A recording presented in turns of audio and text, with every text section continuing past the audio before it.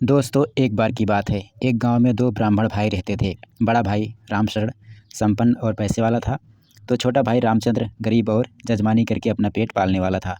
दोनों थे तो ब्राह्मण, लेकिन दोनों के विचारों में बहुत अंतर था। जहाँ बड़ा भाई कट्टर सोच रखने वाला था, तो वहाँ छोटा भाई बहुत ही व्यावहारिक और मिलनसार किस्म का था। रामशरण को अपने ब्राह्मण होने का इतना ज़्यादा घमंड था कि वह अपने से छोटी जाति के लोगों को कभी ढंग से बुलाता ही नहीं था। वह हमेशा लोगों को जाति सूचक शब्दों या अपशब्दों के जरिए ही बुलाता था। अब चूंकि वह पैसे वाला था, तो लोगों को न चाहते हुए भी उसकी बातें सुननी पड़ती थी। वहीं दूसरी तरफ रामचंद्र इतने सरल स्वभाव का था कि सबको भैया बाबू कहकर संबोधित करता, और गांव भर के लोग उसकी प्रशंसा करते और कहते कि देखो, दोनों भाइयों में कितना अंतर है। अब गांव समाज में रामचंद्र की इज्जत बढ़ती देख राम शरण को जलन महसूस होने लगी, और वह सोचने लगा कि रामचंद्र को किस तरह समाज में अपमानित किया जाए। इसके लिए वह तरह तरह के उल्टे सीधे काम करने लगा, और हर समय रामचंद्र के कामों में कमियां निकालने की कोशिश करने लगा। रामचंद्र को जब उसकी इन हरकतों के बारे में पता चला, तो वह बहुत दुखी हुआ, लेकिन वह कर भी क्या सकता था। वह तो अपने भाई से हैसियत में भी बहुत छोटा था। रामचंद्र ने रामशरण की हरकतों को नज़रअंदाज करते हुए अपने ईश्वर से प्रार्थना की कि हे प्रभु, अब तू ही न्याय करना, मैं कुछ नहीं बोलूँगा। समय बीतता गया। रामशरण की पत्नी हमेशा रामचंद्र की पत्नी को ताने मारती और कहती कि तुम लोगों की ज़िंदगी ऐसे ही भिक्षा मांगकर खाने में निकल जाएगी और जजमानी ही करते रहोगे, कभी आगे नहीं बढ़ पाओगे। उत्तर में रामचंद्र की पत्नी बस इतना कहती कि बहन, ईश्वर सब कुछ देखता है। अगर हमने कोई बुरा काम नहीं किया होगा, तो ज़रूर हमारा समय बदलेगा। कुछ सालों के बाद रामचंद्र ने अपनी पत्नी से कहा, देखो भाग्यवान, हमारे पास बहुत कुछ तो नहीं है, लेकिन मैं सोच रहा हूँ कि जो कुछ है उसी में से एक छोटी सी पूजा का आयोजन करूँ और गांव के लोगों को भोजन करवाऊँ।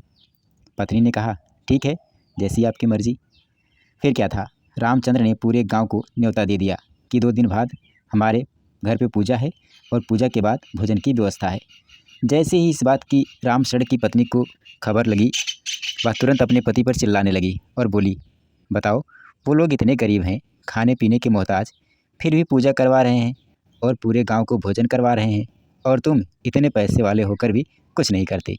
अरे उनकी पूजा से तो गांव में उन लोगों की और इज्जत बढ़ जाएगी। फिर क्या था, रामशरण को आ गया गुस्सा, और उसने तय किया कि वह रामचंद्र की पूजा सफल नहीं होने देगा। इसके बाद उसने भी अपने घर पूजा रख ली, और उसी दिन उसी समय जब रामचंद्र के घर पूजा थी, उसने पूजा करने वाले समस्त अच्छे पंडितों को अपने यहाँ ज़्यादा पैसे देकर बुला लिया, ताकि रामचंद्र को पूजा करवाने के लिए पंडित ही ना मिले। पैसे की लालच में आकर वो पंडित भी रामशरण के घर जाने को तैयार हो गए, जो रामचंद्र के घर पूजा करवाने के लिए जाने वाले थे। रामशरण ने पूरे गांव को निमंत्रण दे दिया और कह दिया कि हमारे यहाँ 16 प्रकार के व्यंजन की व्यवस्था है, इसलिए कहीं और न्योता खाने मत जाना, सब मेरे घर ही आना। रामशरण ने यह सब कुछ सिर्फ इसलिए किया ताकि वह रामचंद्र की पूजा भंग कर सके। दोस्तों, पूजा के दिन सारी तैयारियां हो गईं और रामचंद्र पत्नी सहित नहा धोकर बैठ गए और पंडित का इंतज़ार करने लगे। काफ़ी समय बीत गया, लेकिन कोई पंडित पूजा करवाने के लिए आया ही नहीं। सब तो रामशरण के घर पे जाने वाले थे। तो रामचंद्र उठे और पंडित के घर पहुंच गए, तो देखा पंडित जी एकदम से तैयार होकर कहीं जा रहे थे। तो रामचंद्र ने कहा, अरे पंडित जी, कितनी देर से हम लोग आपका इंतज़ार कर रहे हैं और आप अब जाकर तैयार हुए हैं। पंडित जी गुस्से में बोले, अरे रामचंद्रवा, एक काम कर, तू दूसरे दिन पूजा रख। आज तो मैं रामशरण के घर पूजा करवाऊंगा, और मैं ही नहीं, आज तुझे कोई पंडित नहीं मिलेगा, सब वहीं जा रहे हैं। अब तो रामचंद्र परेशान हो गया और बोला, अरे पंडित जी, ऐसा मत कहिए, सारी तैयारियां हो गई हैं, भोजन भी बन रहा है, और आप कह रहे हैं कि पूजा किसी और दिन रख लूँ। अरे यदि सारे पंडित रामशरण के घर जा रहे हैं, तो वहाँ तो वैसे ही पंडितों की कमी नहीं है। आप मेरे घर चलिए, मैं कुछ नहीं जानता। पंडित मुस्कुराए और बोले, बात सिर्फ पूजा करवाने की नहीं है रे रामचंद्रवा, बात है दक्षिणा की। तू मुझे क्या देगा दक्षिणा में, 1 रुपये या 5 रुपये, या बहुत देगा तो 11 रुपये। लेकिन रामशरण के यहाँ मुझे 1100 की दक्षिणा मिलेगी, और ऊपर से 16 तरह के पकवान खाऊंगा, सो अलग। तो इसलिए जिद मत करो, तुम्हारी पूजा किसी और दिन करवाऊंगा। इतना कहकर पंडित जी चल दिए रामशरण के घर। रामचंद्र घर वापस आ गए और सारी बात अपनी पत्नी को बताई। उसकी पत्नी तुरंत भाप गई कि यह सब किया धरा रामशरण का है। अब तो कोई उम्मीद नहीं बची थी। दोनों पति पत्नी घर के दरवाजे के बाहर बैठकर आंसू बहाने लगी, क्योंकि उनके द्वारा जो आयोजन किया था वो धरा का धरा रह गया था सारा। उधर बैकुंठ धाम में भगवान विष्णु मुस्कुरा रहे थे। माता लक्ष्मी ने जब मुस्कुराने का कारण पूछा तो सारी कहानी प्रभु ने बताई और तुरंत एक पंडित का भेष धारण किया। माता लक्ष्मी ने फिर टोका, अरे पंडित जी, पंडिताइन को भी साथ लेते चलिए ना। तुरंत माँ लक्ष्मी ने ब्राह्मणी का रूप धारण किया और चल दी नारायण के साथ। जैसे ही रामचंद्र के दरवाजे पर पहुँचे, रामचंद्र की पत्नी ने कहा, महाराज आप शायद रास्ता भूल गए हैं, रामशरण का घर तो उधर है। नारायण बोले, क्यों, रामशरण के घर मैं क्यों जाऊं? रामचंद्र ने कहा, महाराज हमने सुना है सारे पंडित रामशरण के घर पूजा करवाने जा रहे हैं, तो आप भी वहीं जा रहे होंगे। नारायण बोले, अरे नहीं, मैं तो बहुत दूर गया था पूजा करवाने, वहीं से लौटा हूँ, अब घर जा रहा हूँ। अब कहीं से पूजा करवाने के लिए कोई कहेगा तब तो जाऊँगा पूजा करवाने। इतना सुनकर रामचंद्र की आंखों में चमक आ गई। वह झट से उनके पैरों में गिर पड़ा और अपने घर पूजा करवाने के लिए विनती करने लगा, जैसा कि नारायण चाहते थे। नारायण तुरंत तैयार हो गए और रामचंद्र आदरपूर्वक उन्हें घर के अंदर ले गए। अब रामचंद्र की पत्नी दौड़ के थाली लाई, उसमें पानी लाई और नारायण और ब्राह्मणी बनी माँ लक्ष्मी जी के पैर अपने हाथों से धोने लगी। इतनी सेवा देखकर माँ लक्ष्मी और नारायण एक दूसरे को देखकर मुस्कुरा रहे थे। फिर क्या था, पूजा प्रारंभ हुई और साक्षात नारायण को कथा कहते देख सारे देवी देवता अदृश्य रूप में रामचंद्र के घर पहुंच गए। पूजा संपन्न हुई तो नारायण उठे और रामचंद्र के घर से जाने के लिए तैयार होने लगे। तभी माँ लक्ष्मी ने चुटकी काटी और बोली, अरे दक्षिणा तो ले लो पंडित जी। नारायण बोले, क्या देवी, आप भी ना, आप तो जानती ही हैं कि इनके पास कुछ नहीं है, फिर भी। लक्ष्मी जी बोली, अरे इनकी पेटी में 11 रुपये रखे हैं, जो कि इनकी संपूर्ण पूंजी है धन के रूप में। ज़रा देखिए आपको कितनी दक्षिणा मिलती है उसमें से।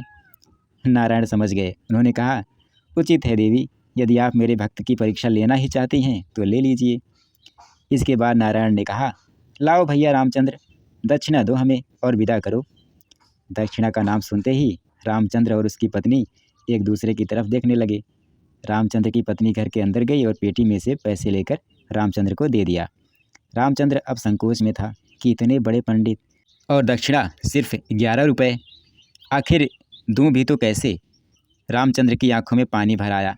वह नारायण के चरणों में गिरकर 11 रुपये अर्पित करते हुए बोला, हे महाराज, मेरे पास सिर्फ इतना ही है, मुझे क्षमा कर दीजिए, मैं आपकी सेवा अच्छी तरह से नहीं कर सका।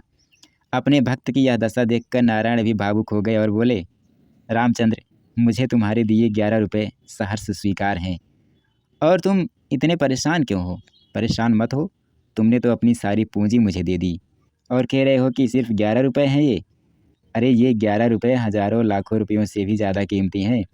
ऐसा कहकर नारायण वो 11 रुपये लक्ष्मी को दे दिए और मन ही मन कहा, लीजिए देवी, मेरे भक्त की परीक्षा फल दीजिए, अब सब आपके हाथों में है।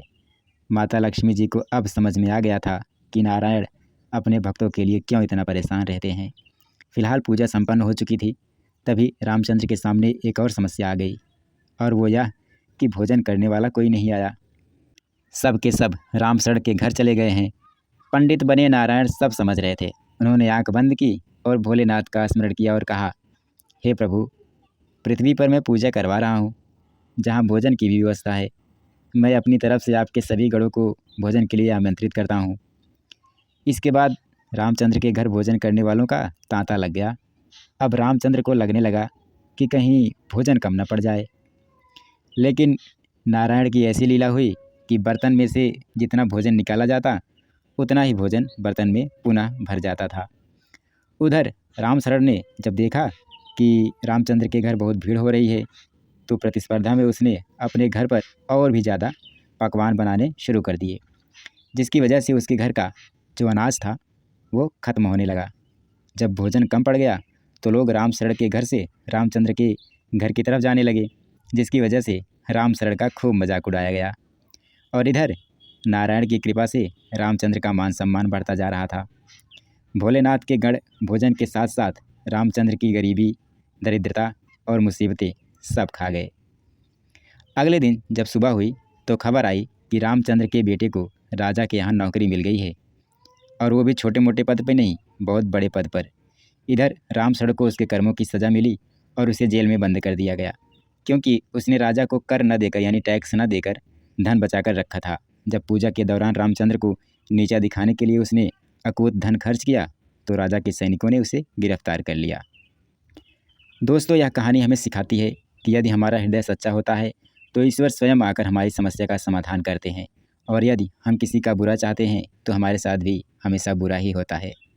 दोस्तों, अगर ये कहानी आपको अच्छी लगी हो तो इस कहानी को शेयर ज़रूर कीजिएगा, और हाँ, किसी का भी बुरा करने से पहले एक बार ज़रूर सोच लीजिएगा कि आप किसी से भी छुपा लीजिए अपने बुरे कर्म, लेकिन ईश्वर सब देखता है।